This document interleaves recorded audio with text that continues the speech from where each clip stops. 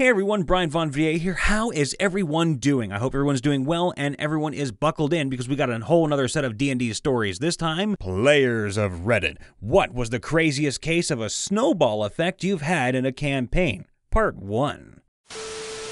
Here is how a Nat 1 destroyed a campaign and any desire for this particular group of friends to ever play D&D together. Years ago, when I first played Pathfinder, shout out to Pathfinder players all around the world, this drama unfolded. 6 of us went to a friend's place and started a homebrew campaign that was basically Gundam-style mechs in space fighting intelligent alien invaders. Let's talk about the players. Names changed, obviously. I'll also be using their names interchangeably with their character names. Matt, his character was a pilot who navigated the fighter mechs. Joe was the weapons master for Matt's mech. They made a good team. Amy, she was the primary medic, but also my lab assistant. She and I usually stayed on the mothership during battles, offering support from there. Kevin was a problem. His character was the prideful, beefy asshole weapons master who demanded his mech be allowed to be piloted and weapons operated by a single person, while also being bigger and better equipped than everyone's.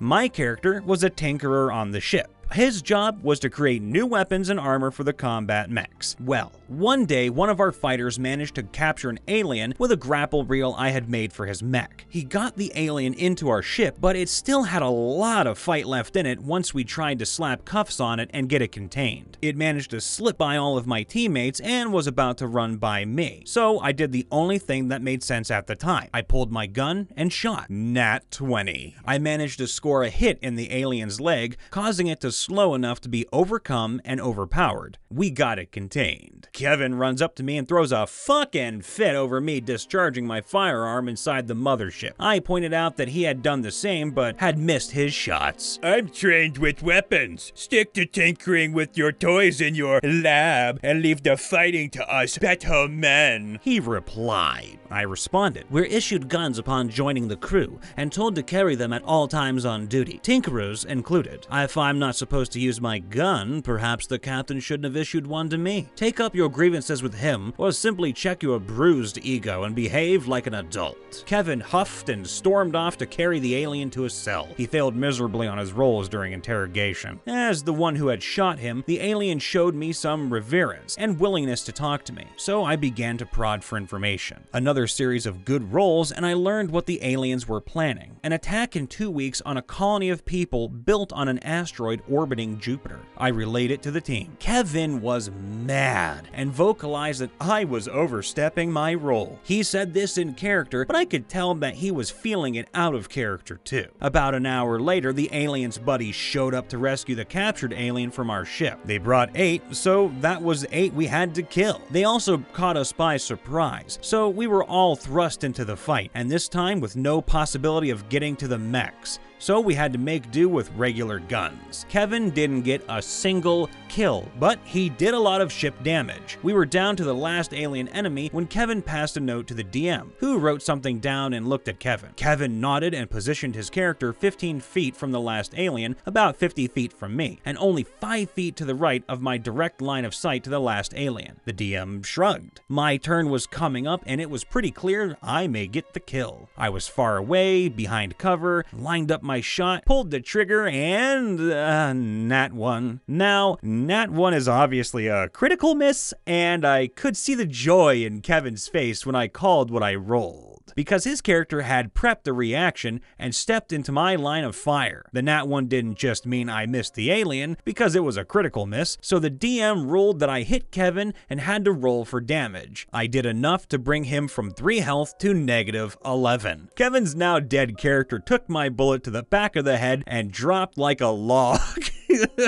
Real life Kevin stands up from his seat and says, "That's bullshit!" He turned to me in real life and said, "You did that on purpose." Now, the DM interjects and says, "You're joking, right? You prepped your reaction for this, Kevin. It's in the note you handed me." The note had now mysteriously vanished, so there was no proof. But the DM said that the note said that if by chance I rolled a Nat 1, he wanted to have his character jump in the line of fire and take the hit from my character. The odds of rolling a Nat 1 were low anyway, but not low enough apparently, because that is exactly what what happened. Kevin flew off the handle and started trying to literally fist fight me, then tried to fist fight Matt and Joe, and then eventually the DM. Kevin said I killed his character on purpose because I apparently Didn't like that his character was trying to stop mine from showboating and stealing glory from the fighters by overstepping my authority and job description on the ship. What a load. Amy, bless her heart, tried to quell the tension by asking the DM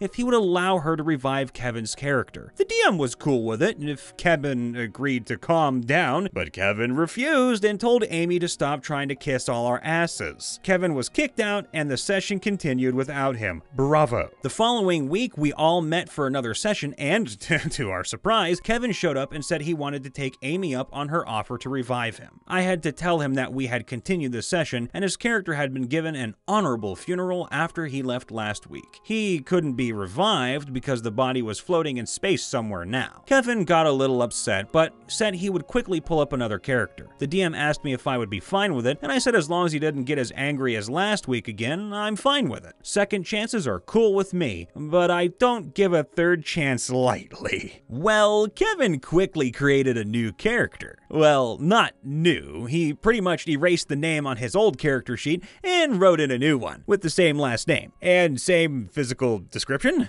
It was his old character's twin brother, but from a different ship, coming to collect his late brother's personal possessions after learning of his death. So Kevin makes Kevin 2, and while asking questions about how he died, he learned that my character had been the one who accidentally shot Kevin 1 and dealt the final blow. So Kevin 2 discreetly planted a grenade in my lab. I failed my perception check when I came into the lab, so I didn't see it. Kevin 2 came in, pulled the pin, and walked out the door. The grenade ripped a hole in the ship that sucked out everyone into open space. Not just a TPK, but it killed everyone on our ship. We were the last hope for mankind. So the aliens won, they took over the solar system and enslaved humanity. Kevin blamed me because I killed his character. It's what his brother would do to avenge his family. A bullet to the back of the skull would have been sufficient and kept the campaign going, I said. Matt and Joe agreed with me. Amy tried to be Switzerland and be as neutral as possible, and the DM was pissed because he had a lot planned for the campaign, but it was all contingent on that mothership surviving, so his campaign was forced to end. Kevin started drinking and laughing at all of us for getting so mad over a stupid game. Pot meet kettle there. Amy decided to take him home.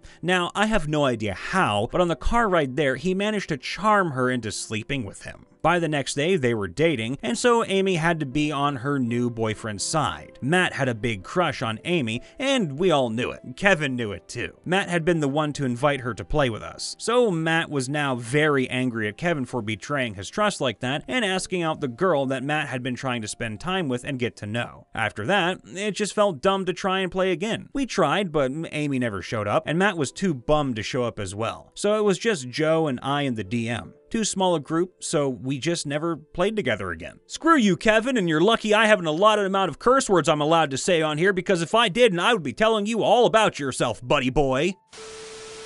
TLDR, a player acquiring madness resulted in a new volcano, a TPK, and the loss of any rewards for a quest. We had a large group of 6 to 7 players, and partway into the campaign, one of the players acquired a madness level that made him paranoid. I'll call him Mad. Mad played this off as having schizophrenia and became very distrusting of everyone, including the rest of the party. This led to him not telling the rest of the group information that would have saved us from several ambushes. However, a couple of ambushes weren't the worst of it. While we were trying to infiltrate a fire giant's mountain lair in order to get an item that we needed and free the slaves the giants had captured, we decided to see if there was a path in from the top of the mountain. We were in luck as there happened to be a village of yak folk who lived there and guarded the entrance, as well as paid taxes and food to the giant who lived in the mountain. While scouting out the village, Mad saw the yak folk execute several elves and then throw them on a pyre. This information wasn't shared with the rest of the group, as Mad had requested that the DM tell him everything privately, and then he would pass on the relevant information. When he returned to the group, all he had said was that the top of the mountain was inhabited by yak folk and there was a cave near near their village. The group then decided to try and befriend the yaks instead of fighting their way through them to get to the cave, not murder hoboing our way across the continent for once. The yak folk were excited to have visitors and held a feast for us. There was food and drink aplenty, and a pipe of smoke was being passed around. The party woke up the next day naked, except for the minimum amount of clothes needed to not die of exposure. It took us 2 in-game weeks to escape. When we did escape, we managed to get most of our gear back before slaughtering the village and finding the rest of our stuff. After disposing of the village, we entered the lair of the fire giant. While we were captured, the fire giant had summoned a fire elemental whose combat rating the DM rolled for. He rolled a 20. The fire elemental had since escaped its confinement, killed the giants and their servants, and summoned several smaller fire elementals. With the giants dead, the slaves of the giant died of dehydration due to the increased heat from the fire elementals. We managed to get the items that we needed by sneaking around. However, as we were trying to leave, someone alerted the combat rating 20 fire elemental. The party got split, with some of us hiding in rooms and cupboards, and the other half of the party making it out of the mountaintop exit. The members that got stuck hiding had no choice but to run in the end, as the heat was slowly overwhelming them, and in the process of fleeing, further enraged the fire elementals. As the party got out of the tunnel and onto the mountaintop, they heard a deep rumbling, and upon looking down the tunnel they had just fled, they could see a bright light rapidly advancing up the tunnel. Thinking they were being chased by the elementals, half the party jumped over a waterfall, and some of the others flew off. The party managed to get far enough away that the lava, not elementals, that was boiling up the tunnel missed them as it erupted. In order to escape the mountain that was now a volcano and the wildfires that was making, the group traveled without rest for a few days. When we finally camped thinking we were safe, the group's sorcerer waited until everyone was asleep and then proceeded to unload every single spell she had onto the group. Turns out that the yak folk that we had slaughtered had possessed her and waited for the perfect moment to exact their revenge. All of this chaos was due to the fact that Mad decided not to share information with the rest of the group. The only reason this campaign continued further was because of some creative writing on the DM's behalf. The DM later confessed that he had to make up everything from the point of us being captured, as he hadn't thought that we would break bread with the yak folk.